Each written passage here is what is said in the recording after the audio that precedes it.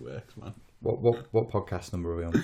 We're on podcast 8. Hello, welcome to podcast number 8. My name is Richard. I'm Will. And this is the Strength of Mind .coach podcast, not Strength of Mind Coach.com. Strength of Mind .coach, just to be awkward. That's it, exactly. And we've just been discussing weight loss, haven't we? Yeah, I don't know anything about the diets, but I read a lot about the Banting diet, and it worked really well for me. The Banting diet? Yeah. What the fuck's that? It sounds like the monster from Return of the Jedi, the Bantha. And his diet was Wookiees and Wookiees. Fucking space smugglers called Han Solo. Just a giant anus out in the desert with fangs that fucking ate you. Go on, what's a Banting diet? Banting diet is less than 200 grams of carbs a day. And they've called that the Banting diet? I think it's just called the low carb diet! Oh my god! Fucking hell! Right, it's called the Grenooking diet. And it's 187 grams of carbs every day. Fucking Banting. Who's that then? Dr. Banting, is it? I think Dr. Bandwagon Hopping, more like. Lol. Go on, who's that then? I think the whole story is, I don't know whether it's true, a guy who had, I want to say... AIDS. Not AIDS. The Ebola virus. No. Just in his willy. No. The bubonic plague. I can't remember the name of the illness he had now. You're going to tell me something really serious. I'm going to feel really bad. And the only way to describe the illness is... Oh, here we go. Now I'm going to feel bad. No, I mean... diabetes. I'm so glad I didn't have to explain that, how I was going to explain. Well, there's a genetic type, and then there's the food environmental induced type, isn't there? Was he fat? I think so, and I think he was having epileptic fits as well.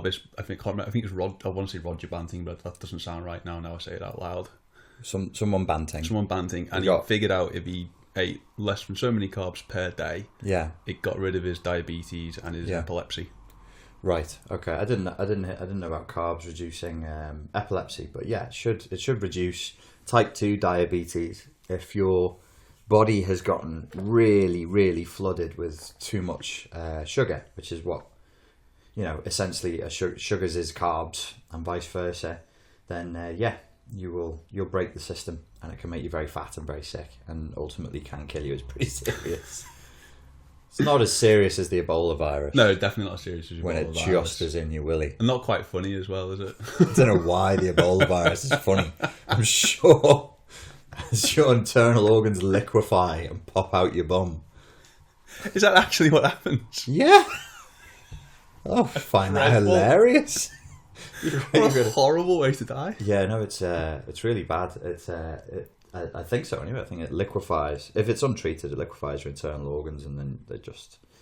I don't know. I saw it in a film.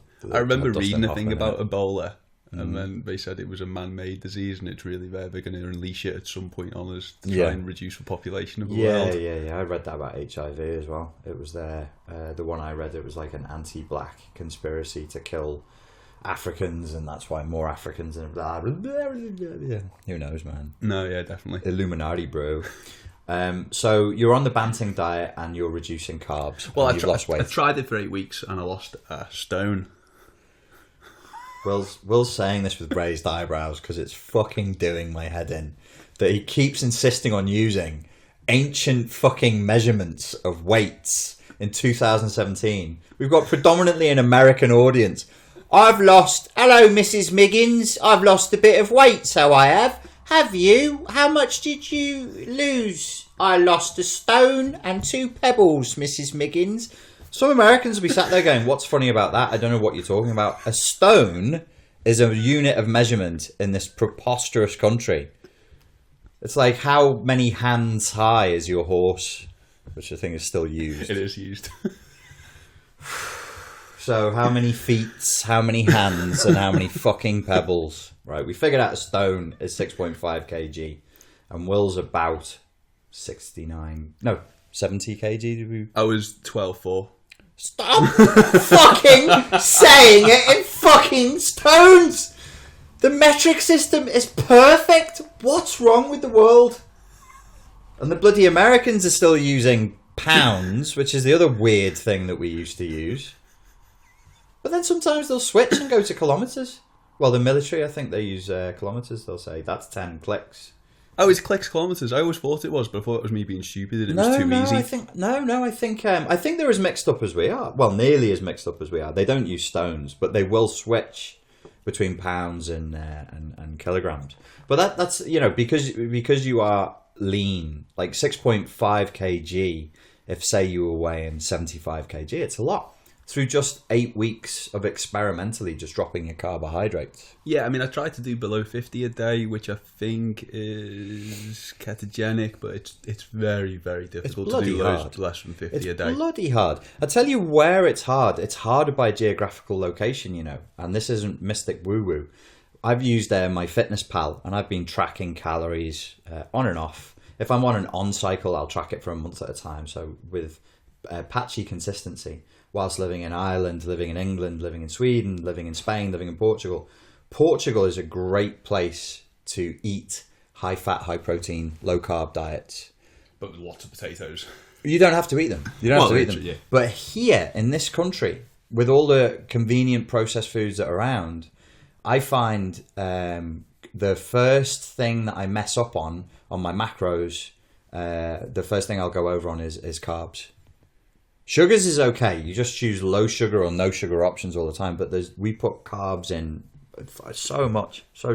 Whereas when I was living in Portugal, I'd be looking at my macros and I'd be like, my God, I've doubled my fat intake. Because, you know, they love their meats, don't they? They love their meats and they love their oil. And yeah. It's nice eating over there. Yeah. It's beautiful eating over there. But this thing is like, with the carbs, it's quite controversial in the fitness and nutrition industry because people are saying, you know, they've demonized carbs and it's crazy to do that. But it does seem to be the case that, generally speaking, if you're cutting carbs, you're probably going to cut processed food. So if you're cutting carbs, then by default, you're cutting low nutrition, high calorie processed food. Yeah, I mean... The thing I really did was I cut out all sugar, so I don't have sugar in coffee or tea anymore. Don't have desserts. I didn't really have desserts anyway. Stop that. I don't eat any biscuits. I don't eat any of your tomato sauce, HP sauce, any of that anymore. I don't have any. What was it? You know, just snack things. I've just tried to stop. Kit Kats, yeah, stuff like that. Penguins. I'm trying to think of things that Americans won't know. Wagon wheels. Wagon wheels. We both went straight for the wagon wheel. But that's an American concept, isn't it? Is it? Oh, yeah, of course it is. Of course. Yeah. It's got a picture of a cowboy next to a wagon on it. That would be funny if that was English only, wouldn't it? And the Americans like, we've never heard of that. Well, it's from America. It's a wagon wheel. Hershey bar. Fucking Hershey. Have you eaten Hershey? No. Oh, it's crap. Is it? American chocolate? I don't know what the hell is wrong with American chocolate. You know, I mean, they were using it in our grandmother's day to lure English women into bed, weren't they? Would you like a Hershey bar and some chewing gum, you little limey bastard? What would you do for a packet of Marlboro? Enduring the Blitz, etc., etc. So it did work for me. I'd never seen... I don't even 66, 72 kg before. I'd never been that heavy. Oh right. So I'd never been over 12 stone. Right. About 72 kg. So yeah. I thought, I need to. Where were you carrying it? Was it all on your pecs? Yeah. And your traps? Yeah. Fucking hell, lad. I was massive. Massive, lad. Absolutely massive.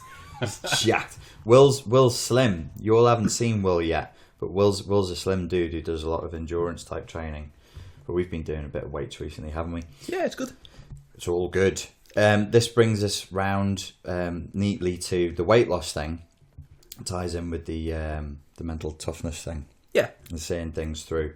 Ask me about the mental toughness thing, Will. What's mental toughness? Well, I'm glad you asked, because it's actually the first product that we have released on strengthofmind.coach. Not .com. Strengthofmind.coach, yeah. The mental toughness program was one put together just to help people be a little bit more mentally tough, because it seems like a lot of people aren't getting done what they want to get done just because they mentally don't have it to see it through. One of the big things is diet and weight loss.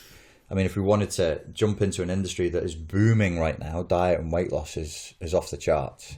Yeah, it's really it's tripled in size apparently in the last 5 years, because people are really, really struggling to lose weight, and then there's a lot of conflicting information out there. And then once they've got a plan to follow, they don't really have the mental toughness to follow it through.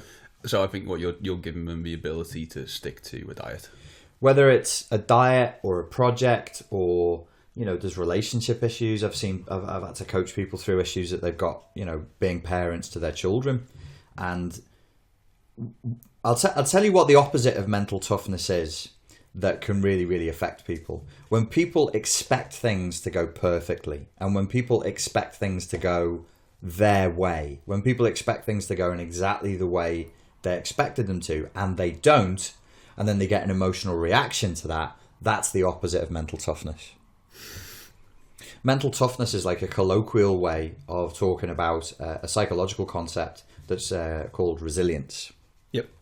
So that resilience is your capacity to deal with stress, with trauma, with change, with like having a steady emotional state. If you're getting a lot of emotional dysregulation and going into strong emotional states in the face of change, trauma, you know, that trauma could be as simple as like a rejection, or just hearing somebody say no. People are getting so hypersensitive now, but we're just too used to getting our own way.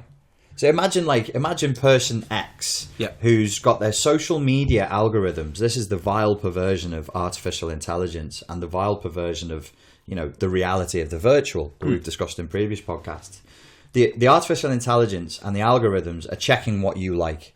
So they know that you are a socially conscious, Guardian reading liberal, and they're only going to give you articles, and the Facebook tunnel, the Instagram tunnel is only going to give you articles and memes that it already knows that you will like, because it needs to capture your time and your attention. Yep. So what then happens is we start to float through reality in a kind of a yes box, a hug box, where everything is the way we want it to be. Then when external reality breaks in and says, no, that's actually not going to fucking happen now, some of us can lose our we lose our capacity to deal with that shit. And that's, you know, we discussed this here as well before, like what you're seeing in politics right now, I think is a part of that. There's people going bleh just because another person has an opposing point of view.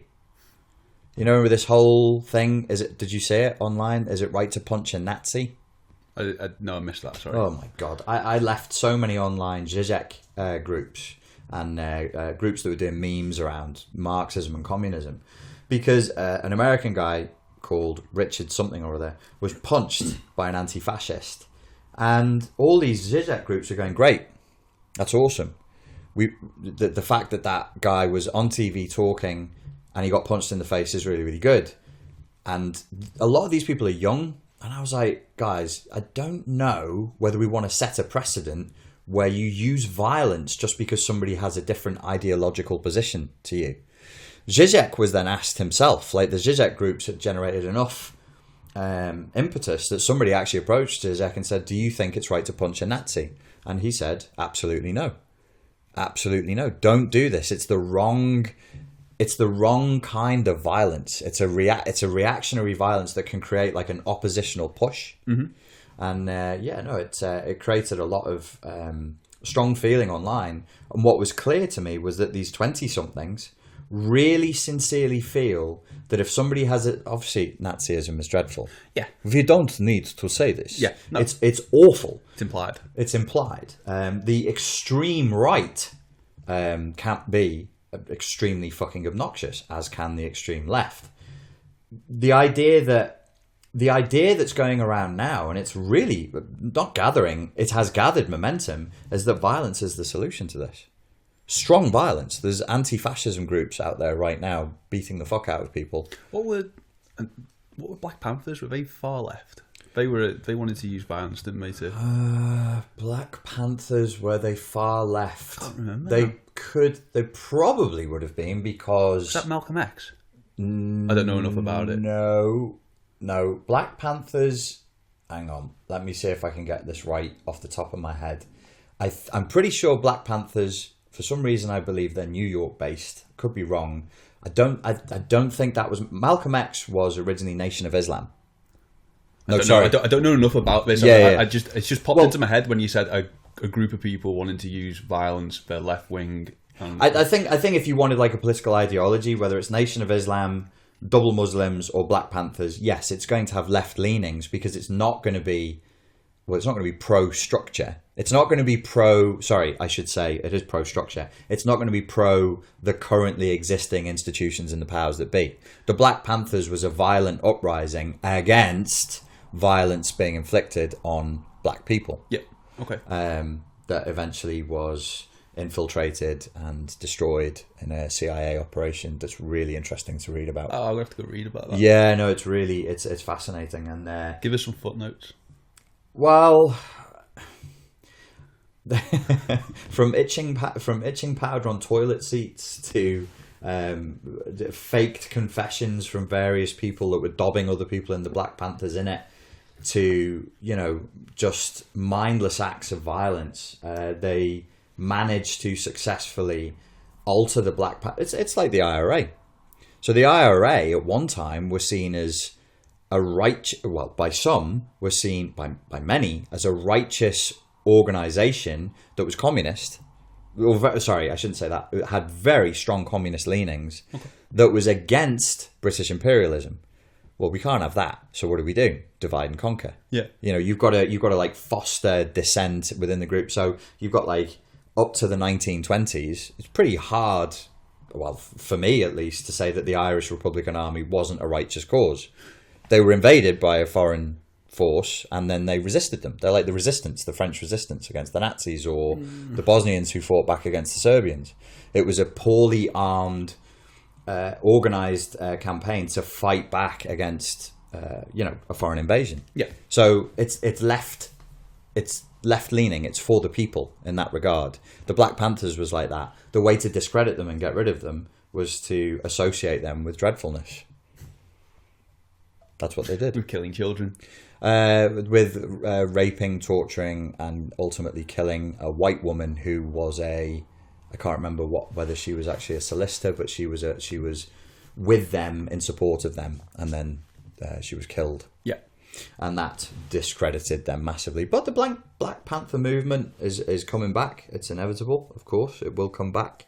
But yeah, it's left. Now that I'm thinking about it, it must be left. It can't be right. Because it's in opposition to. Okay. But what we're saying now is that there's a big swell of people wanting to become the SS and really hurt people. Even over left wing. Well, quite. You've got people acting like Nazis, saying down with Nazis. And the moderate types like myself were going, okay, you nerds at home who've never been in a fucking fight in your life, who are cheering for violence from the sidelines, you fucking cowards, you posers. Do you know what you're asking for? And they were saying, well, violence against Nazis is totally justified.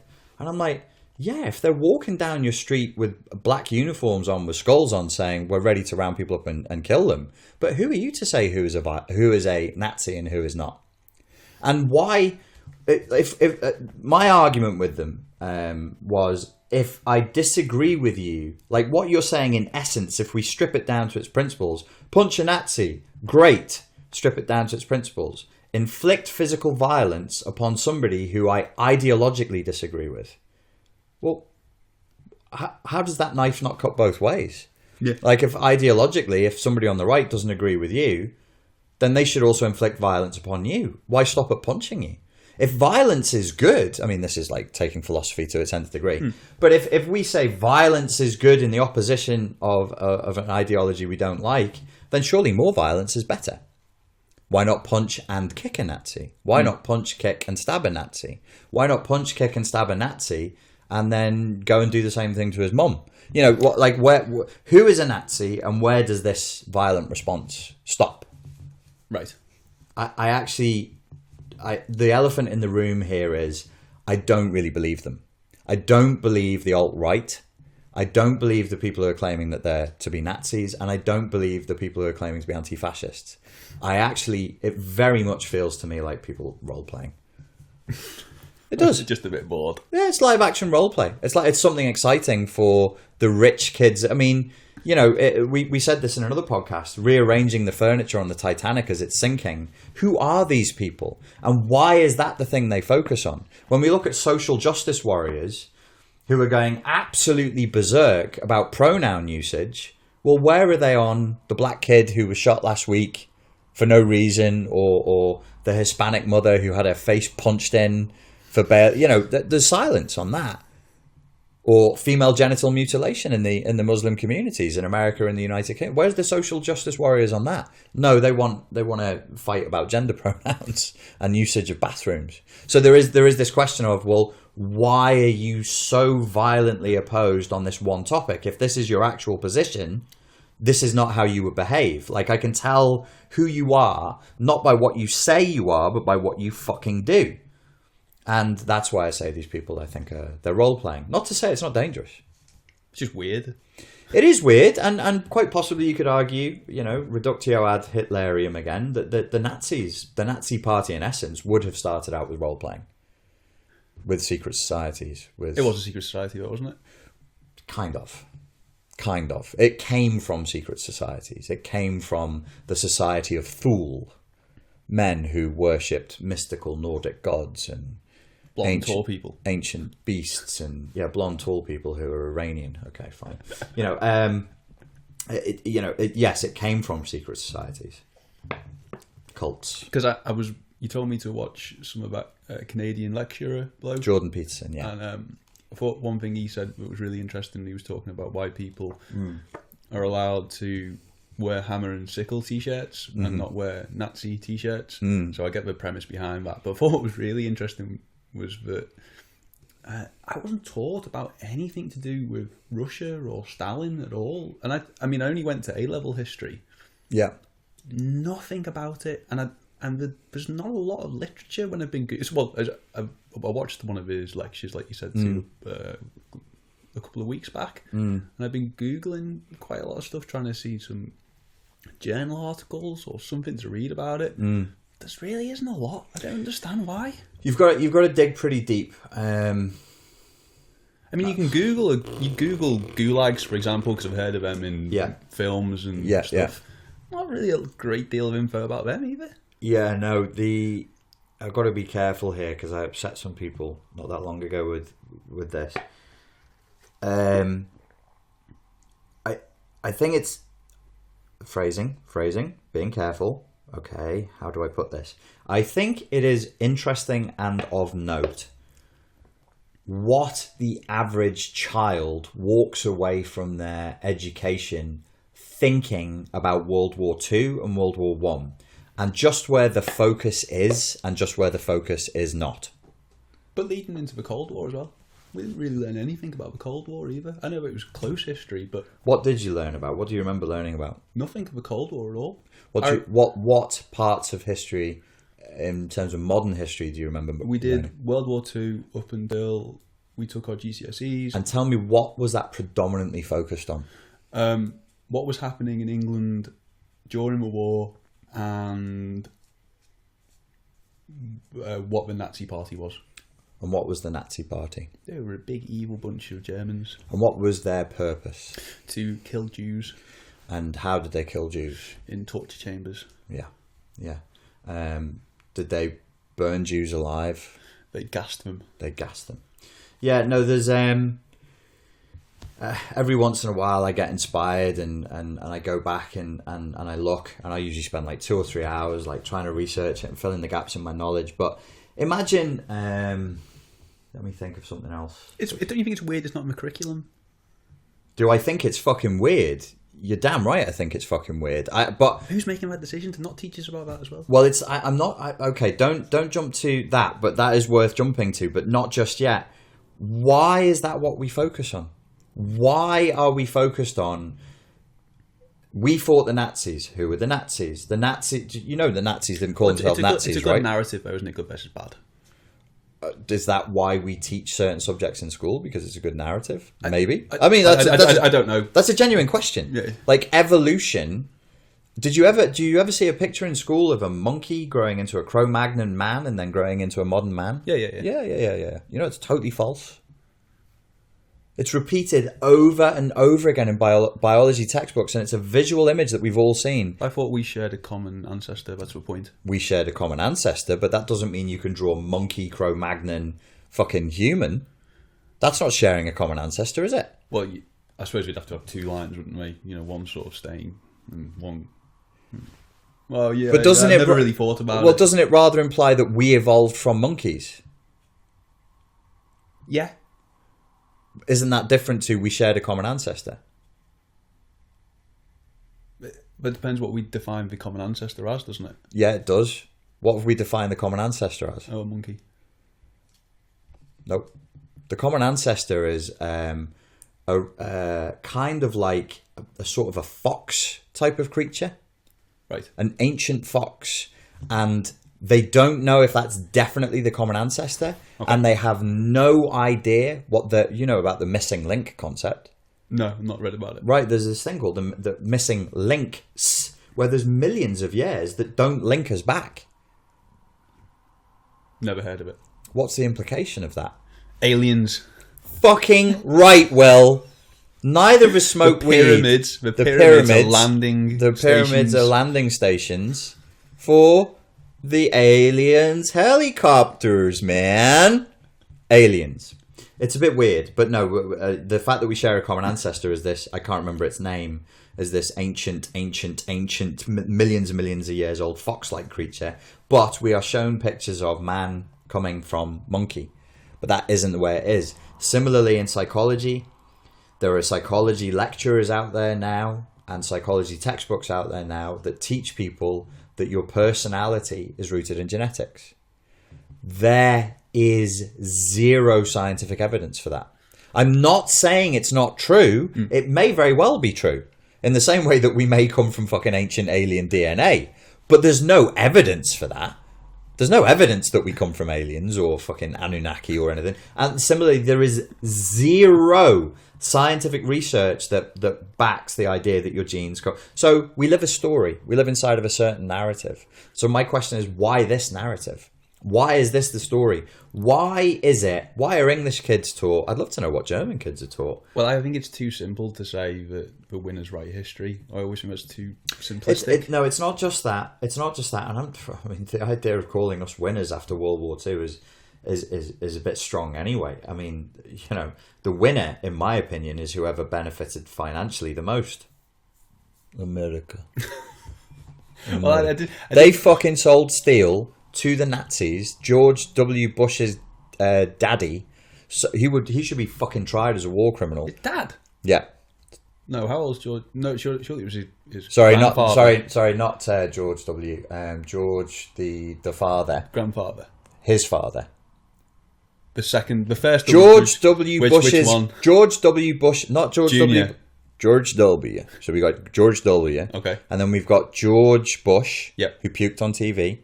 Who was the former head of the CIA. Right, okay. You said that you went that late. You didn't know he was. I didn't know he was. Okay, he was the former head of the CIA. He was the president as well, wasn't he? Yeah, he was. Yeah. After he killed JFK. What? No.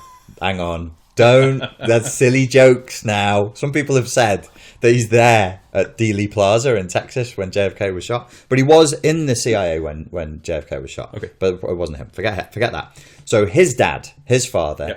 They had deals with the Germans. They sold steel to the Germans. So did Montgomery Burns. What? That's who he's based on. I thought so. I always thought that. That's who he's based on. It's the people who write The Simpsons. They know very well what's going on, and they love making little digs about it. But so the Americans really, in my opinion, won because not only did they sell the steel to the Germans and make a fucking ton of money and wait to join the war when it was just needed finishing off. They came over and just finished off what we'd held the fort a little bit.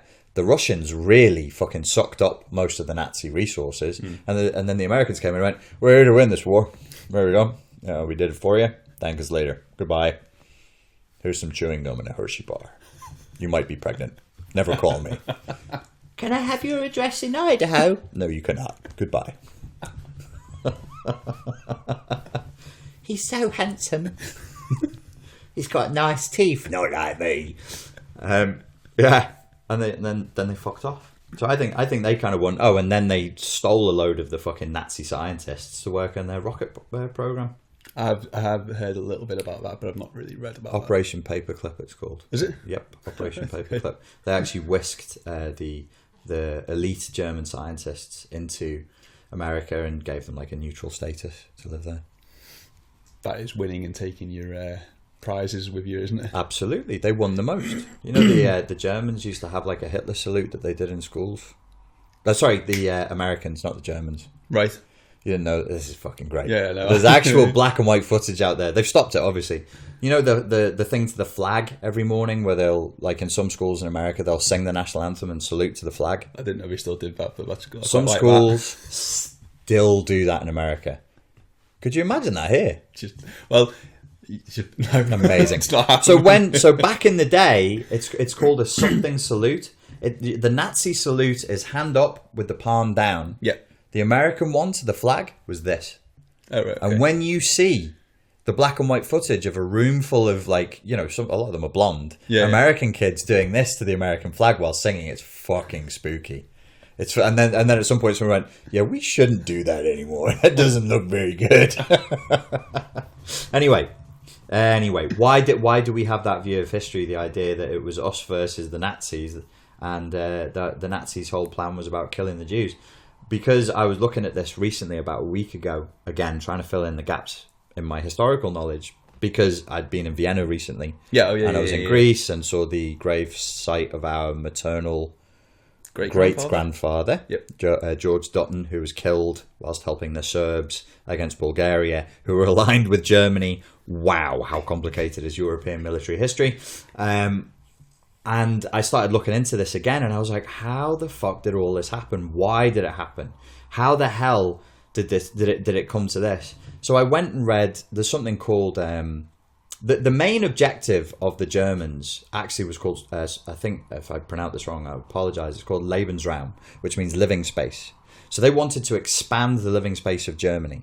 And they had a master plan that I can't remember the German for. You're talking World War I and World War II? World War II. Because we were talking about Nazis and Jews. Yeah, I know that, but then when you went back to Greece and Bulgaria and stuff... That was World War I? Yeah, I went to World War I. Okay. But you like we mentioned this on another podcast. If you study World War I, you become a conspiracy theorist. And I'll get to that in just one sec. People think Nazis hated Jews. Okay. If you go online and look up what was the Nazi master plan, there's a word for it. It's got a title. And it was rewritten a few times. Doesn't mention the Jews. You know who it does mention? The Slavic people. And it mentions by country. And I won't remember the details, but it's something like this. Latvia, we need to live there. Half their population must die. Lithuania, we need to live there. We'll let 25% of them. Estonia, we like them. We're not going to kill them, but they must be fully Germanized by this date. And they just list Poland. Poland was like, fuck, they hated the Poles. Kill them. 75% of them will have to die. The rest of them we will send to Siberia. And those that we don't send there, we will use as slaves. They say the word slaves. I'm trying to work out in my head now how old Germany is, and I can't remember when Prussia became Germany, and I feel like it was only about 20 years before World War One. And I think it's really baffling that they would have gone, only 50 years later, gone, Germany, you must be German. Yeah, absolutely. That's a really quick time to have a definitive cultural status, isn't it? It's too small, and the thing is they have this self-identity problem, and that is why they were violently imposing their identity on others, because their self-identity was weak. A Volkswagen went past me today, and I was like, German car. The Volkswagen. You know, Hitler kept on talking about the Volk, the German people. Right. The Volk.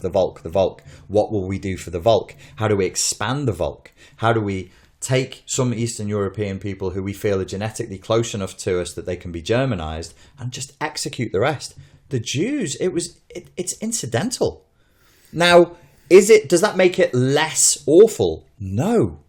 But the idea that, like, say if we go outside now and we get into a fight with two guys and we both get punched and stabbed to death. And the police report is just extensively talking about our shoes and our socks and nothing else. You'd be like, okay, yeah, right. Why have you focused on that? Yeah. Like that's not what this was all about. Hitler never caught, there was people in Hitler's party who saw the Jews as the Untermensch, but Hitler only saw the Slavic people as the Untermensch. I don't know it enough to be able to... So, but my point is this, that I learned the same thing in school. Like, you walk away from school and you go, we fought the Nazis were the bad guys. What are they predominantly about? Killing Jews. No, they're yes, that happened. I'm not a Holocaust denier. We know that it happened, and it happened to millions of Jews and homosexuals and Romanians and Slavic people and people they consider to be disabled or mentally ill or political dissidents. Why is it being focused on just one people who were attacked in that process? It seems strange. It seems very, very strange, and it's a valid question to ask. Why? Well, then they did have ghettos, and they made Jewish people wear a star, and I remember all that, as they did to Romanians and homosexuals and to the mentally ill. Didn't know that. You didn't know that because it's not in any fucking film, because nobody's fucking showing it. It drives me mad. We watch films about World War II. Oh, the fucking worst one. Mel Gibson's last World War II film that gets him back into Hollywood. He wrote and directed it. It's called Hamburger Hill. Brokeback Mountain. Heartache Ridge. It's something. Hacksaw Ridge. Thank you. Hacksaw Ridge.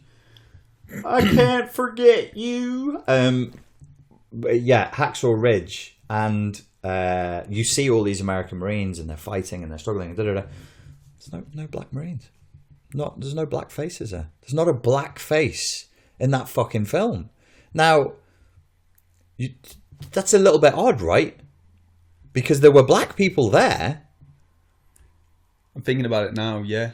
The film, yeah, it's whitewashed, isn't it? It's totally fucking whitewashed. Have you ever heard of the Harlem Hellfighters? No. The Harlem Hellfighters, because America is mental, it would segregate, it would make some regiments racially divided.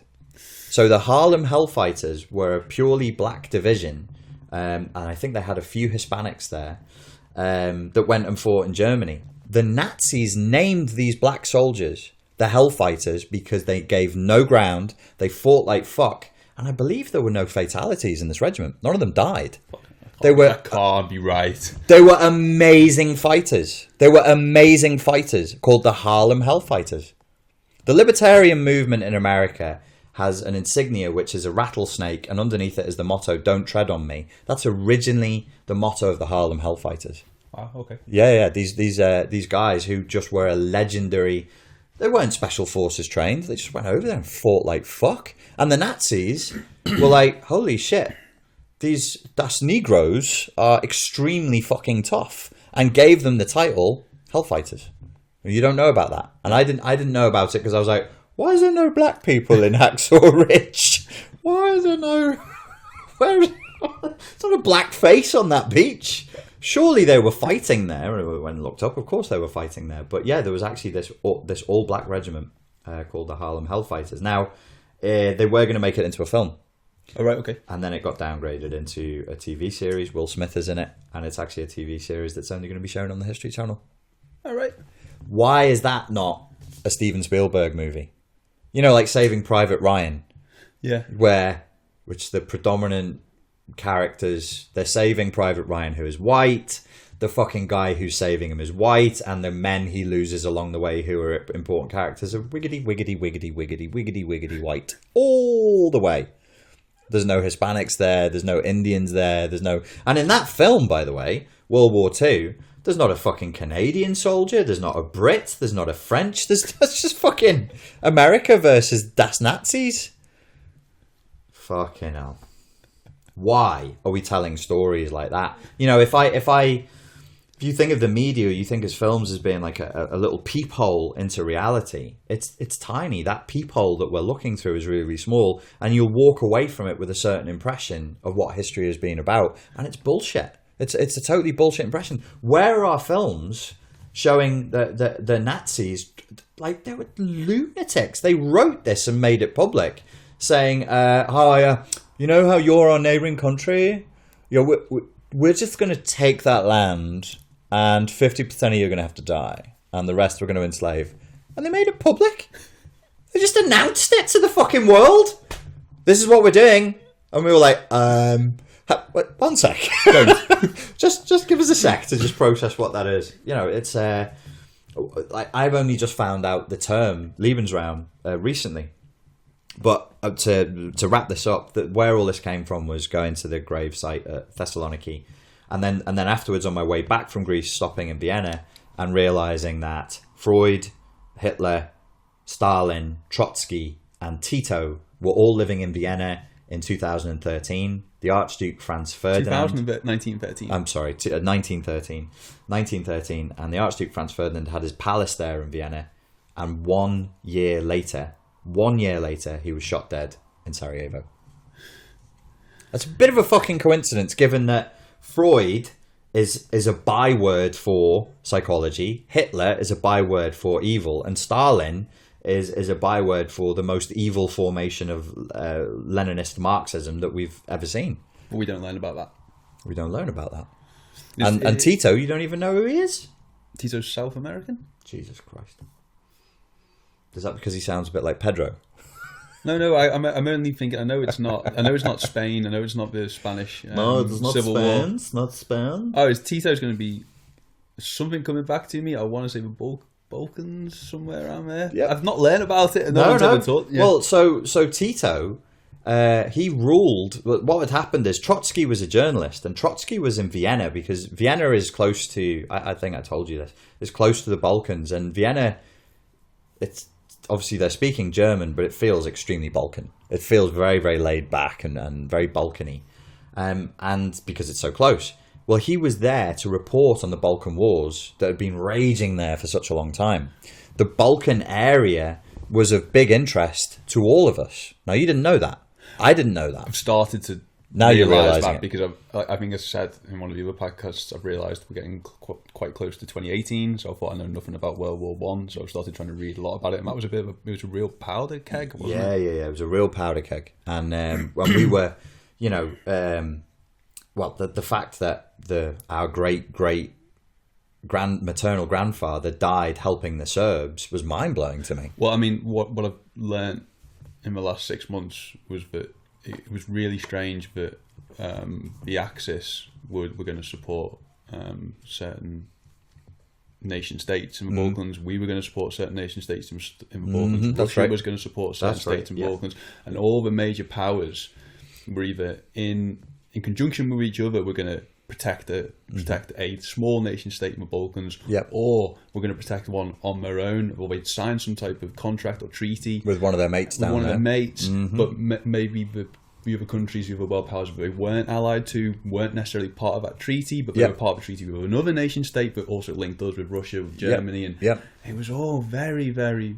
Who we were allied to is strange. It was all in that little bit of Europe. It was in a very, very small space. A very, very small space. And the other thing I've learned as well is that all of a sudden there was a group of major politicians, elder politicians, that around 1914 were all either going just past retirement and dying.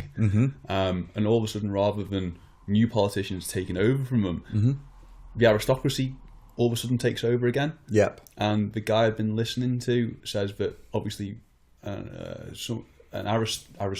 aristocratic family taking over your country, you're not necessarily going to get the best person because you're just relying on the genetics of the person before. That's why they're raving lunatics. Yeah, that's exactly they'll start wars with each other. That's exactly why Archduke Franz Ferdinand was shot in Bosnia, because a young Bosnian Serb who's effectively in Austro-Hungarian territory at that time. He was a member of the Black Hand, but he was also a member of a secret society called Young Bosnia. They wanted to free Bosnia, not back to the Bosnians, but free Bosnia back into Serbian hands. They wanted to free it back into a servitude to another occupying force. And that's why they shot him, because they were like, well, we don't fucking want you in charge of this. We don't want some aristocratic prick in charge of our country. Yeah. And it had only just been annexed, I think, 2 years before, or sort of like very recently it had been just taken. Like a country had gone, well, we're in charge of you now. We're having you. So that kind of warfare was inevitable. The reason why I say, like, it will turn you... The other thing that I learned as well, which I found really interesting, was Russia was at war with Japan and had a war with Finland prior to World War One. That's right. And they lost both of those wars. That's right. And no one had ever told me that. Not in school. I'd never read it. I'd never seen it on the TV. I literally learned that about 2 weeks ago. And I know, that's all I know, is that there was a Russia-Japan war. Yeah. And then there was, as you say, a Russia-Finland war. That's one of the reasons why Germany toadied up to Japan, and they called the Japanese honorary Aryans. They considered the Japanese. Hitler gave them the official title honorary Aryans. No, this is pre World War One. No, but I'm saying that's one of the reasons why. Oh, okay. I'm saying that's why Hitler fucking was like sucking on the nipples, just how they like it. It's gently but firmly enough. Yeah. Because he loves that. Yeah. They would open the kimono. With his little... His little mustache would like give it an extra bit of Ticklage. They'd be like, oh, Adolf, you are a naughty little soldier. But that's why he loved them so much, because they'd already given the Russians a good fucking kicking, and he knew that would have to happen again. Right.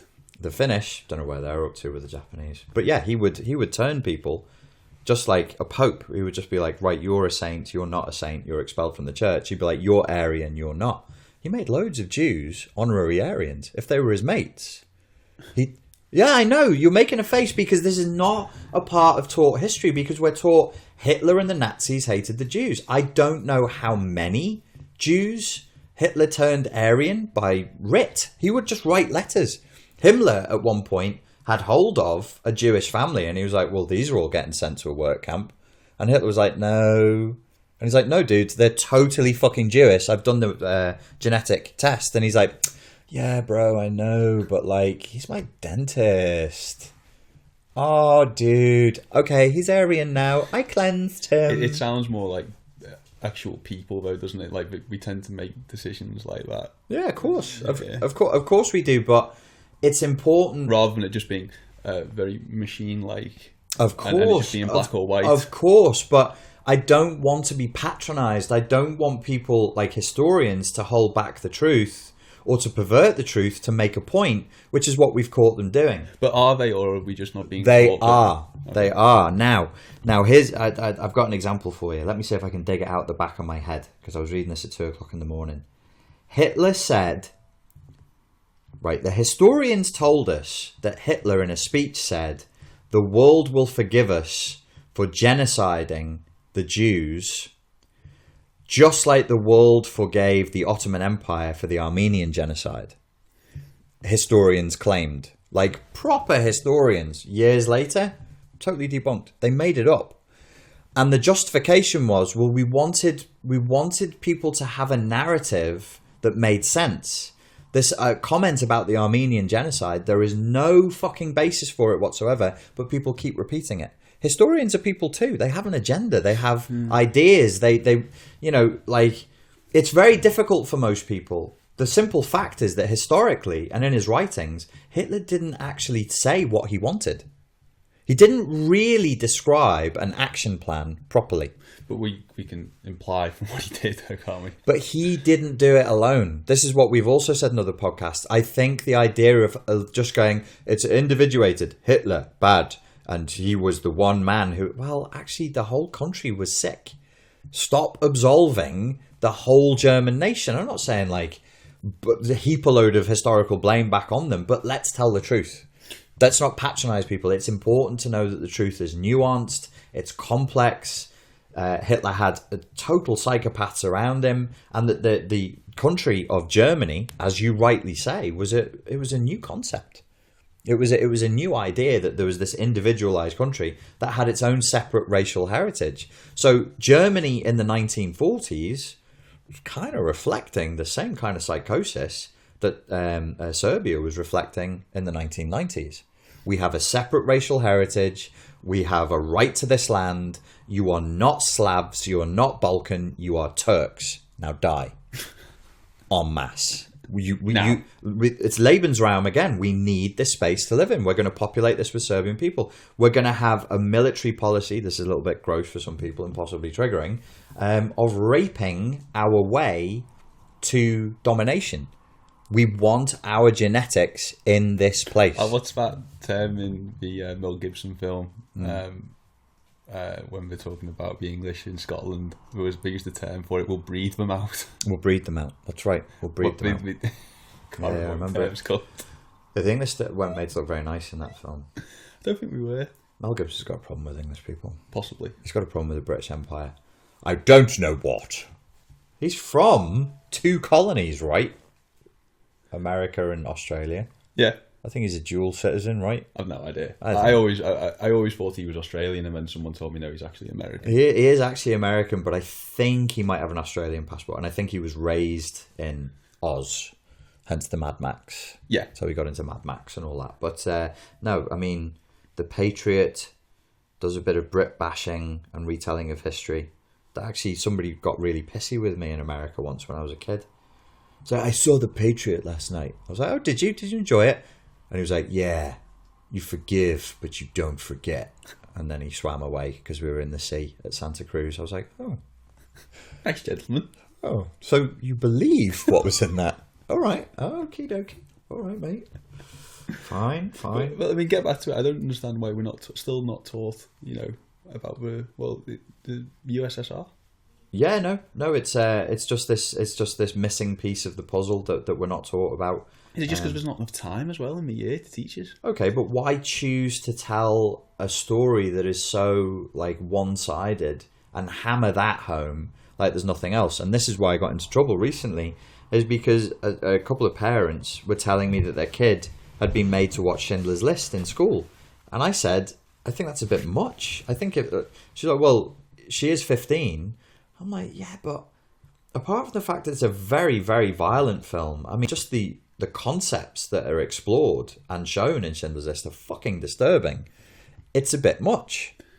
And it will... So if I traumatically imprint upon you the idea that World War II is about, Jews in a work camp being abused and shot in the head and raped on a whim, that's all you're going to fucking remember about it.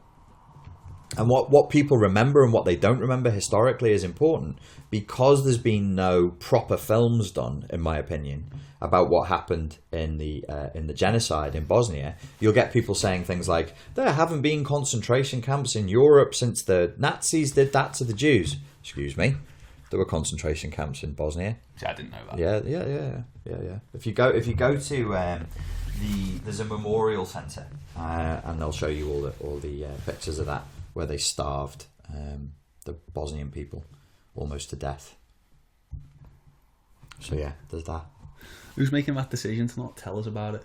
There must be someone coming up with something that says you're not allowed to know. I don't know who it is. I don't really know why, but it's a shame. I mean, it is complicated. Like World War One and World War. Like, first of all, they shouldn't really be taught as separate subjects. They've got to be taught as like one timeline. European history. Well, just particularly the 2 world wars. One is part of the other, because in 1913 the Illuminati promised Stalin and Hitler and Trotsky and Tito. They said, "Look, we're going to divvy the world up." Freud was there overseeing it all. Freud would have been 55. Stalin and Tito were 35. Hitler was a young man then, probably about 25. And I think your man there was also 25. They were young men. To answer the question before, Tito looked after the whole of Yugoslavia, the Balkans, for 40 years. From like 1940 to 1980. See, I don't even know if was Croatia a thing then? Was Bosnia-Herzegovina a thing then? What do you mean a thing? What was it? What was it? Just all part of Yugoslavia? Was it? No. I think he's responsible for creating Yugoslavia. Right. They were separate countries. Okay. But he said, okay, we now have a Yugoslavian army. We're a Yugoslavian people.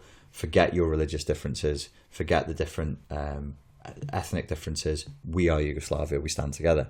Okay. However, kept most of the armaments and the army in Serbia. So the Yugoslavian army became sort of de facto kind of Serbian. And when the Serbian army attacked Sarajevo, it was as the Yugoslavian army. Okay. Which many Bosnians had been and were still a part of. Kind of confusing. Yeah. So they knew that tanks were building up outside Sarajevo, but they were like, well, they're on exercise. This is what they do. Right. This is normal. This is just soldiers doing exercises in the mountains around Sarajevo. Yeah. And they didn't believe that anything was going there is on. so much history we don't know anything about as well. I mean, I would honestly say I know almost nothing other than that George Orwell was in Spain during the Spanish Civil War. Mm-hmm. That's about all I know. Yep, he chose to go over and fight. I don't know how many people died. I know it was Franco. I don't know who led Catalan. I don't even know if it was Catalan or whether it was Catalan and the states around the Pyrenees. I don't know. I mean, I was Googling the other day what was happening in Portugal during World War II. They had a fascist dictator as well. Did they? I had no idea about that. I didn't know that. I had no idea. And I fucking lived there.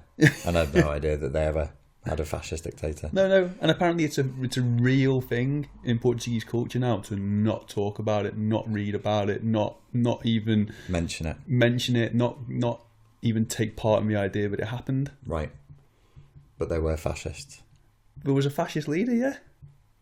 Who they failed to overthrow. So they're part of that evil empire. They're just as culpable, goddammit. Yeah, no, it's maybe we're not encouraged to look at the history. Like, so part of like that mental toughness program that I created is looking at how people organize their thoughts around a subject. And NLP is very much like that. Is focused on strategies. How do you represent a subject? If you're depressed, how are you organizing reality in such a way as you get depressed? Similarly with our view of history, if you're encouraging people to organize and file their view of history in a certain way, that's going to lead to certain attitudes, beliefs, and behaviors, right? Yeah. If you are organizing it in a very, very certain way, and if you're stopping people from having an understanding of how new, I mean, it's all very fresh. It's like the 100th anniversary of our great-great-grandfather's death is not that far away. Can't be. It must be. In fact, it might be this month. Well, it might have already been. I think it's because I had to look in the heat, and I was looking by date. I'm pretty sure it's the 23rd of September of 1917. Right. And it was a bit of a massacre, wasn't it? The battle. It was absolute massacre. We went there, and the Bulgarians, the German-backed Bulgarians. Sorry, had he signed up or had he been conscripted? Or do we not know? I don't know. I mean, he'd already been in for a while, and he was killed 6 days before the war actually ended, which is a real shame. We were supposed to take out positions that were in high ground in Greece, and they had the positions like machine gun nests, if you like. Yeah. They had been mortared and they'd been gassed. Apparently the gas had floated back down into the valley, and so they had to put masks on. It was our gas. We were gassing ourselves by mistake. Yeah. So everybody put masks on. It's in the summer. It was hot as fuck in this arid bit of land, and then regiment after regiment just surged up this hillside and were just gunned down. It was a massacre. We won. Yeah. We pushed them back eventually. Right. Just through force of just the amount of people. Just the sheer number of people pushed them back. And chased them out of the area as well, and caught some of them, and killed some of them. Big massacre. Big massacre. Yeah, it was bad. It was really, really bad. But I think if you can have a clear view, if you have a clear view of history, maybe that's dangerous. Maybe it's dangerous to actually have a clear sort of picture inside your head of the evolution of what happened in World War I, what happened in World War II, what was the consequence of World War I, what was the consequence of World War II, and the world we live in today. Because it's all... It's very close, isn't it? It's very close. We're still living within that history. We're still people alive. Yeah, the last few. Yeah. The last few. I mean, when did our grandfather die? 3 years ago, 4 years ago. 4 years ago. And he was a pilot in that, wasn't he? Some of them. But it was interesting when you spoke to him, when you speak to people, or when you did get to speak to people about age group, and he sort of said, I never really did much fighting. I kind of ended up just following the war around on the aircraft carrier, and everywhere he got, the fighting had already stopped. Yeah. But it's like he said, he was flying over North Africa once. One of the only times he got into a fight with a dogfight. He took a couple of pops, didn't really mean to hit the guy. Guy took a couple of pops at him, didn't really mean to hit grandpa.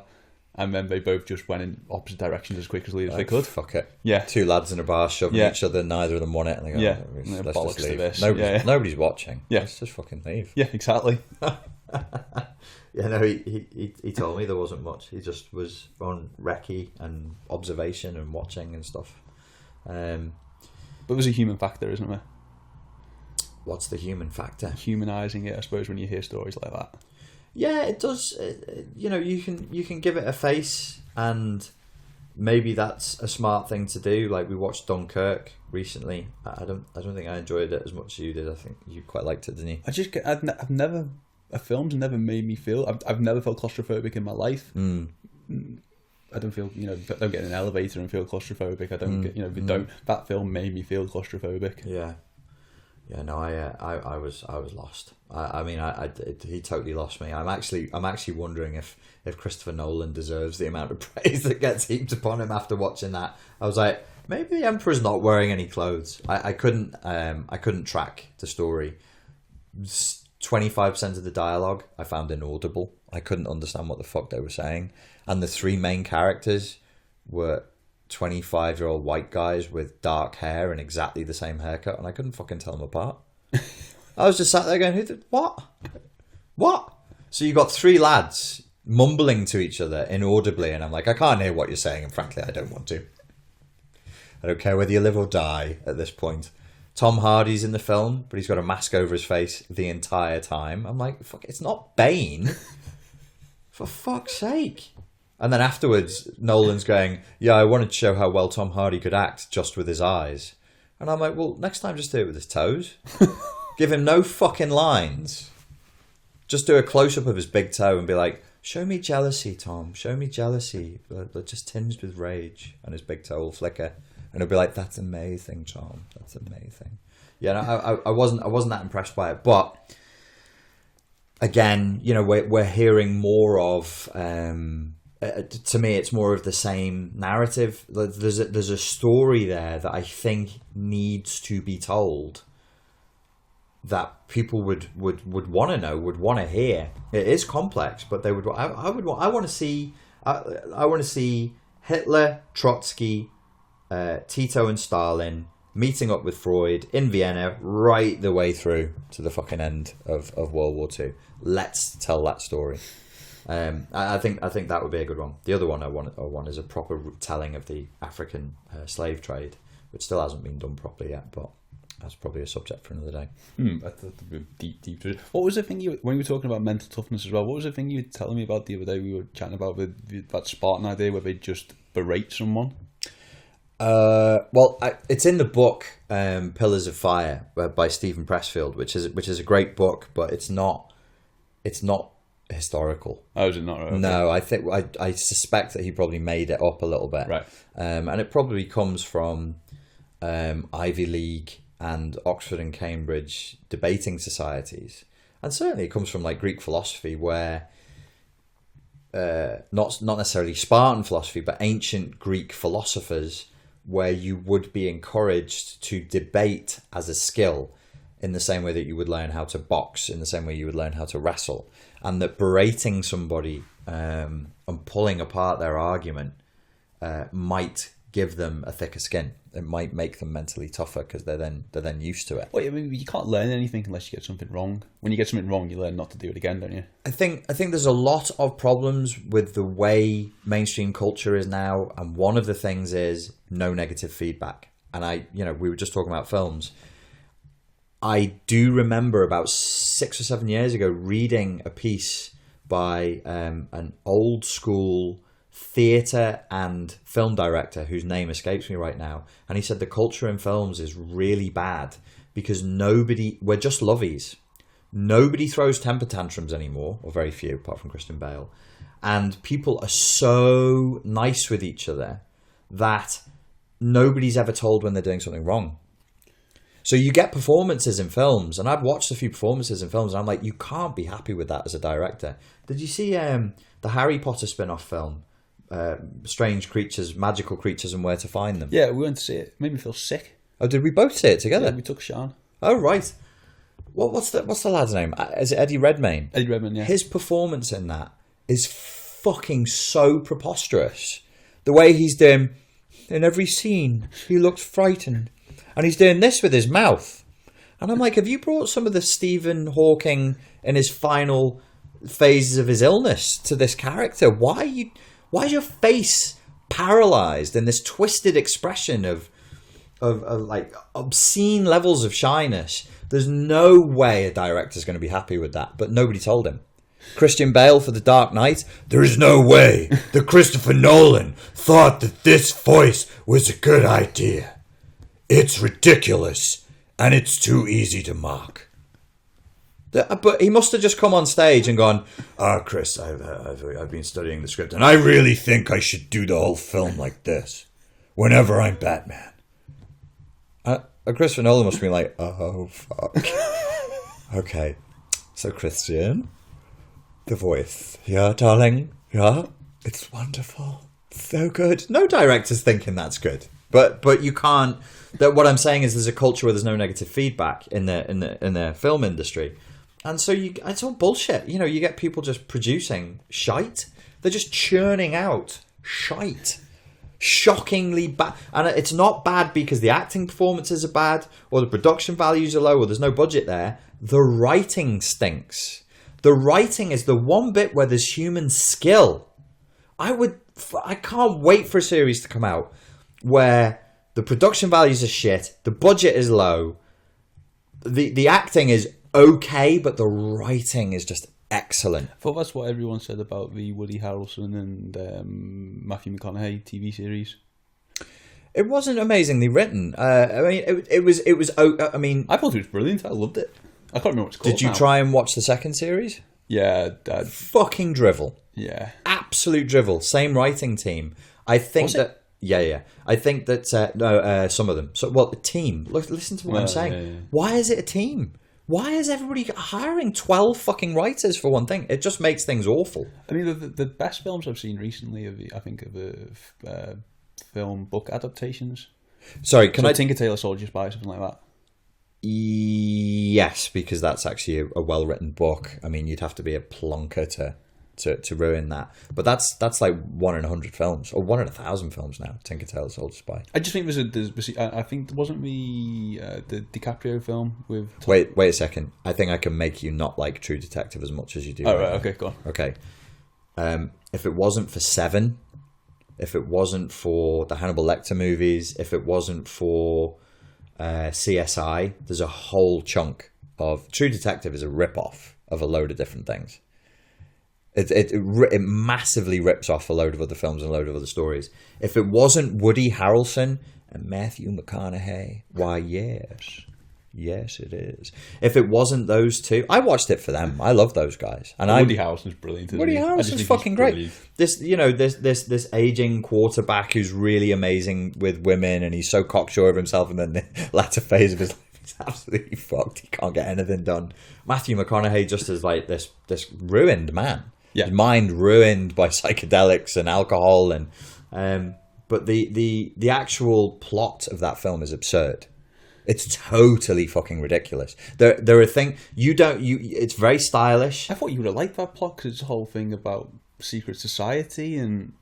I can't deal with that level of bullshit. Right. Okay. So I this is me. I'm like, choose your flavor, writer. Is this a thriller? Is this a horror? If you want to show me a film about zombies, I'll sit there and shut the fuck up and enjoy it. If you want to show me a film about the Illuminati, I'll sit there and shut the fuck. But that was a police procedural, and it was supposed to be real world, but it couldn't resist from just taking a step into conspiracy theory and a step into horror. And then people were doing things they would never do. Those two find the serial killer, who's this incredibly dangerous man. Do you remember this scene? They don't call it in. They don't actually say. Oh yeah, no, but there's no signal though, is there? Fucking redonkulous. And I'm sat there with my ex, and we enjoyed it up until that point, and I was like, this is fucking some horse shit. They know where he is. He's not going anywhere. Drive back to where there's some signal. You wouldn't go in on your own and then end up having a tomahawk fight with the dude. No, probably not. No. You know, it's absurd. When characters do stuff that doesn't make sense, I just lose it. I'm just like, this is lazy writing. Don't tell me that these two experienced policemen, because I mean, like, it's America. It's a bit like the cavalry. Well, kind of. They're trying to do that, but if you actually like, if you turn up to a guy who's a serial killer's house, he's a hillbilly, and he lives out in a plot in a house in America. We're cops. We turn up. You have a revolver, and I have my fucking pop gun, Glock. What would you be concerned about? This is his land, his territory, and you're walking towards his house. What are you concerned about? Him shooting me. Him shooting me because he's a sniper and he's heard the car pull up. Landmines, traps. Fucking, you think there's one guy? There could be a cult there. There could be fucking 20 guys armed to the teeth, and they don't want to kill you. They want to capture you and bomb you to death. Jesus. And they're just like, well, draw your weapon. Why, yes. I have a handgun and maybe a shotgun. It's like, well, dude, don't go in there. He knows where everything is. You know where nothing is. Nothing. No. It was there was them. It was purely for them to do what they do. It was for Woody Harrelson and for Matthew McConaughey to do what they do. And I love them. I totally enjoyed it, but some of the things that happened were silly. Sorry, you were talking about something else. Tinker Tailor Soldier Spy. Yeah, the films that come out, there's very little well written TV shows on at the moment. Very, very little. I mean, I like Billions. Billions is okay, but okay. Jesus. I read an article the other day, and I wish I could take it back, because this woman who wrote the article has ruined TV shows for me. American woman. She's writing for the Washington Post. I've been watching Fear the Walking Dead. Yeah, because I love zombies, and The Walking Dead is not on at the moment. No, so I'm sort of using that as my. I've only seen the first series. I'm waiting to see the second series when you can see it. Of what? Fear the Walking Dead. Yeah. Or The Walking Dead. Fear the Walking Dead. It's pretty good, or at least I thought it was until I read this woman's article. She says she points out there's two things. One thing is characters keep doing shit that they would never ever do in real life. Like nobody. It's not about stress or dehydration or the fact nobody would speak that way based on who that character is and how you set them up. They would never do that. And the other thing is something called, she calls it rapid conflict resolution syndrome. And the Walking Dead does this. So they're out in the forest and they're walking around, and then they meet a colony and they seem to be nice, but maybe they're not nice. And then they realize somebody who's running that colony, they're not as nice as they seem. And then 2 episodes later, they've fucking killed everybody and taken over the colony and stolen all their guns. So you have a threat, and then the threat is gone. Yeah. The writers don't see... It's almost like there's a taskmaster behind a team of 10 writers, and I believe this is what happens, going, keep the story moving, keep it going, keep going. Well, hang on a fucking second. The Sopranos wasn't like that. We had threats, we had conflict resolution that went for fucking 6 seasons before they got... It's not necessary. You don't need to shove. You don't need to just be saying to your audience, and then this happened, and then this happened, and then this. It feels like you're getting a story from an ADHD child. Well, I thought that's what Game of Thrones did the last series. I think a little bit. Series 7 was a bit... This one that just went, Series 7, you didn't like it? No. I felt this a lot more. Series 6 was brilliant. I didn't like that as much. There was some of the episodes with Game of Thrones. I can hear the writers. I can hear what they're doing, and that pisses me off. That's what killed it for me with Sons of Anarchy. I just sit there and I go, based on what I learnt. This is what much of a nerd I am. With the Sons of Anarchy, I learnt the pattern of their writing to the point where I could watch an episode and I would go, this is what the writers are going to do next. They've written themselves into a corner, and now they're going to write themselves back out of it. And it was so predictable. It just felt, it's like, ugh, awful. Because there's no negative feedback, though, or limited negative feedback, people are getting away with producing bullshit. Right. And there isn't really any criticism for it. But the end of the game, because capitalism is not good artwork, is not good creative work, but does it make money or not? Are people going to tune into this or not? And just because people tune into something doesn't mean it's really fucking good.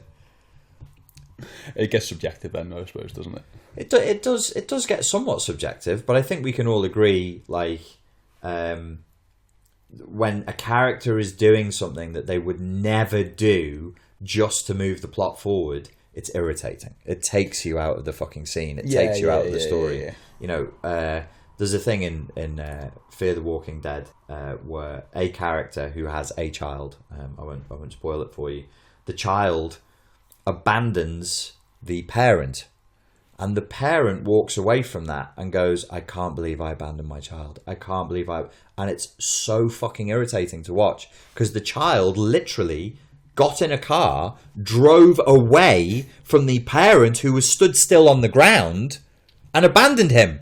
And then the fucking parent's going, I can't believe I abandoned him. I'm like, do you even understand physics, bro? Like, the child willingly got in a vehicle and drove the fuck away from where you were in time and space. You weren't fucking abandoning him. Yeah. So the lack of negative feedback, it bothers me. And also there is an ADHD flavour to everything, which is like, we've got to keep the story going. We've got to this has to happen, this has to happen, this has to happen. Instead of being like, okay, what's the story you want to tell? What's the story you actually want to tell? It's actually affecting the way people process reality and the way they think. There's a guy I'm working with at the moment. I'm giving him business advice, and he comes to me and he says, I want to make more money. This is what I'm going to sell. This is how I'm going to sell it. But he's all over the place. And I'll like sit him down and I'll go, okay, dude, what are you selling? Who are you selling it to? And at what price? And when we like, it takes an hour to get through to like, what, like, don't tell me all the different options of what you can sell and all the different people. What are you going to sell? Who are you going to sell it to and what price? Does he know what his product is? Does he know what his product is? Yeah. He figured it out whilst he was talking to me.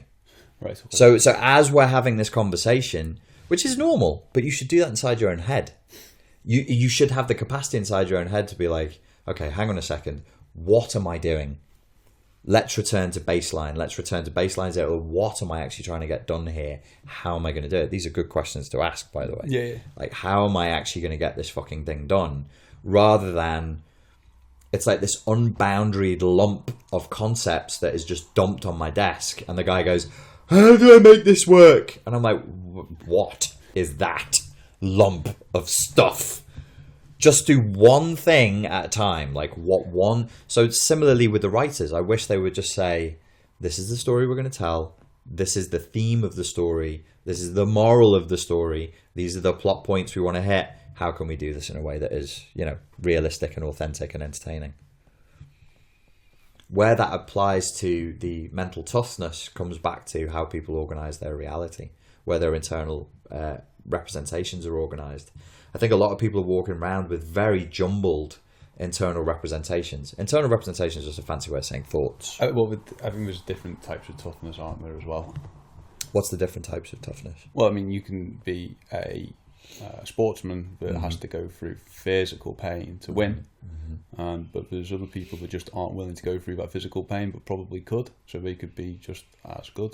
Do you mean sportsman? Yeah. So if you've got 2 Chris Froomes. There's a preposterous example coming. No, come on. You got 2 Chris Froomes. You got 2 who? 2 Chris Froomes. Who's Chris Froome? The yellow jersey of the Tour de France. What's a yellow jersey? The winner of the Tour de France. Well done, Chris Froome. Sorry, I don't know about your cycling competition. I thought cycling was something that children did well.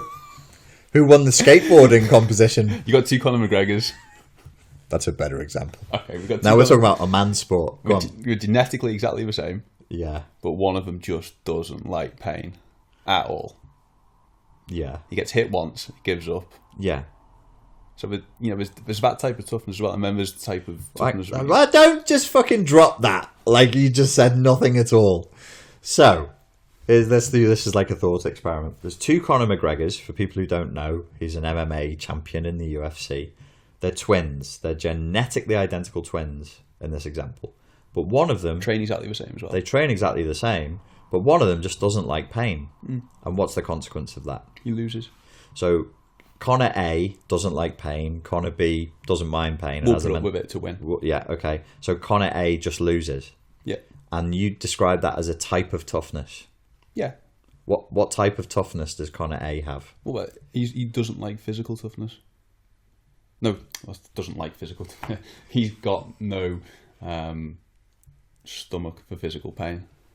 So does that describe two different types of mental toughness? I would say no. That describes one type of mental toughness, doesn't it? Because your other mental toughness could be someone who there we go. Who is willing to can deal with different types of psychological torture. I'll fucking teach you how to think through psychological torture. Yeah. I'll put electric clamps on you. Because we're saying that guy who deals with physical pain really well wouldn't necessarily deal with his parent dying particularly well. Okay. He completely break down. Okay, slow down.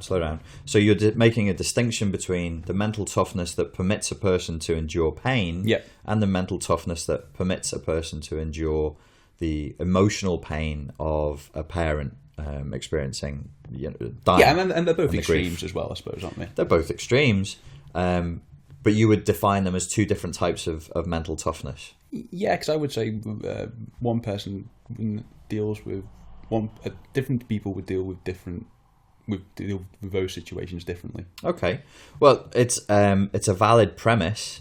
Let me challenge your premise.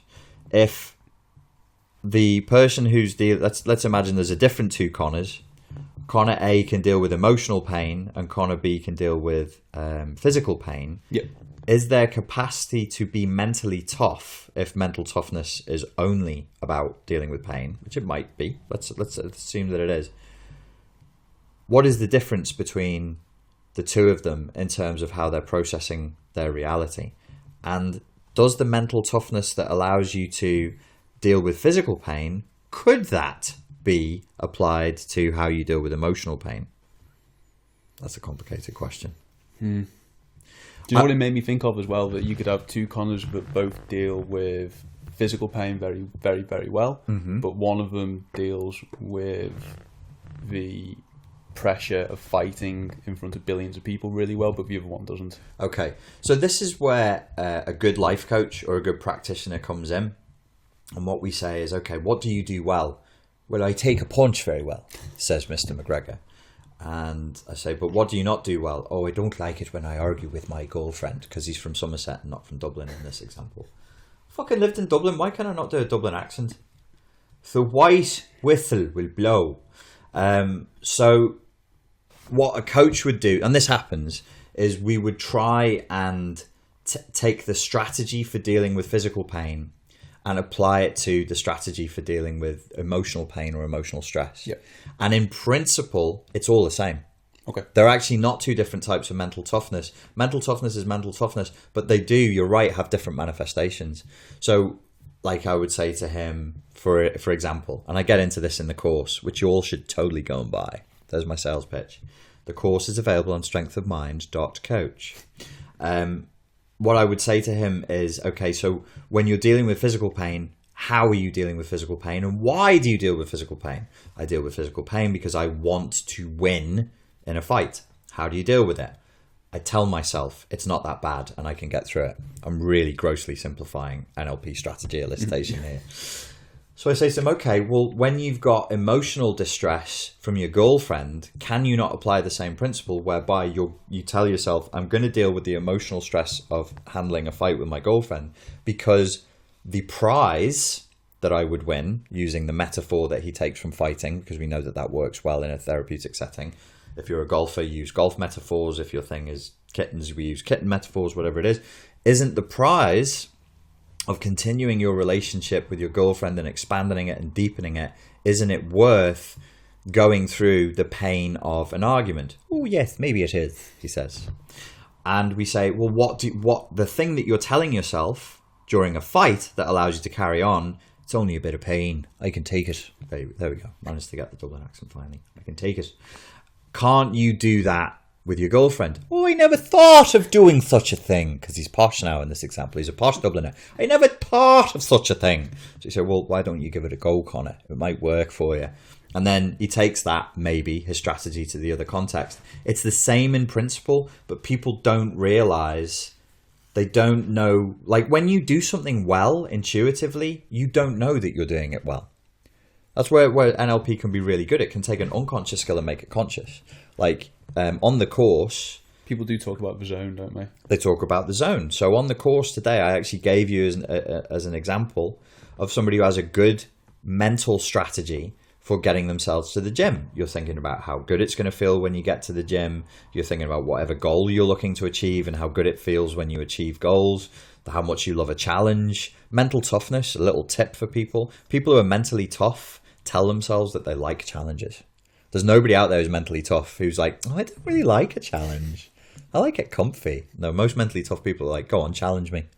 I'm interested to see what I can do. I'm interested to see what my breaking point is. It excites them. It's exciting and they're curious about it. And when you feel that excitement for going to the gym, you're getting a microcosmic brain reward of serotonin, of endorphins, that's a microcosmic version of what you would get when you cross the finish line at a marathon. Right. So you're physically feeling in your body, like if I say we're going to the gym in 2 hours, you get like a little tingle, a bit of adrenaline, just a microcosmic reward. So your brain's actually rewarding you for going to the gym. And you're getting healthier. We would hope over time if we keep repeating that. So I think in essence, mental toughness, the mechanics of it function in exactly the same way, whatever the subject is. But you're right. Some people seem to be able to point mental toughness at taking a punch or a kick in MMA sparring, but not be able to apply that same mental toughness to grieving over the death of a loved one or dealing with an argument with their partner. But actually, we can teach them how to do that. We can actually teach them and go, these are the raw mechanics of mental toughness. It's how you organize your thoughts. It's how you speak to yourself. I don't want to give away too much because I want people to buy the course. And we also need to look at your beliefs. Is it gonna help people who have an issue with heights or have an issue with speaking in front of a crowd of people? When you said, does it going to help people with an issue with height? I was thinking, I have an issue with height. I'm too short. I was like, is that a fucking dig? You cheeky bastard. Is it going to help people who are a bit short to just get on with the challenges of life? Stretch my back. I think I'll always be this height. Well, I don't think there's a psychological strategy. Richie, you've got a bit of an issue with height. Bit of a short ass. Don't always feel bad about it, but that's the way it is, lad. Sorry, if they have an issue with heights and phobias, you mean? Not necessarily phobias. I mean, I think phobias are real extremes. I'm talking about, okay, you've got to give a presentation tomorrow in front of 200 people, and that's really making you nervous, and you can't sleep the night before. It will help with anything that is tough, anything that is stressful, anything that induces like any anxiety in you. It will really dramatically help. I want to give away something else from the course. Oh, just a little thing. Just one more little thing. Are they going to win? Who's going to win? The person that you're helping. The person who's listening to the course. They're going to win, aren't they? If they buy the course, they'll win. They're definitely going to win, As soon as they pay for the course, they're going to win. You're a winner. Always. You already won a great prize. The price of self-esteem. One of the things I get into in the course is the expectations. Like, you've got to manage your expectations. So if you're going to a presentation and you're like, everything is going to run perfect and it must be perfect and it must be exactly the way I want and the audience must respond the way that I want. I mean, I've done presentations professionally, as you know. You show up for a presentation, the fucking projector's broken, the room is too hot so you're going to sweat in front of people, blah, blah, blah, blah, blah, they're looking blah, at blah, mobile phones the whole way and you think you're being really interesting. People are yawning. You know, if at that point you don't have the proper psychological term as resilience, but we'll call it mental toughness, you can actually start to become emotionally dysregulated and go into a downward spiral. The mentally tough response is, I'm going to take control of this situation. I don't expect it to be perfect, nor do I need this shit to be perfect. It just needs to be good enough. And then you just surge ahead like that. So managing the expectations can be as important as how you organize your thoughts and how you organize your feelings around the issue. And the one little secret sauce thing that I won't get into here because people should buy the course is beliefs.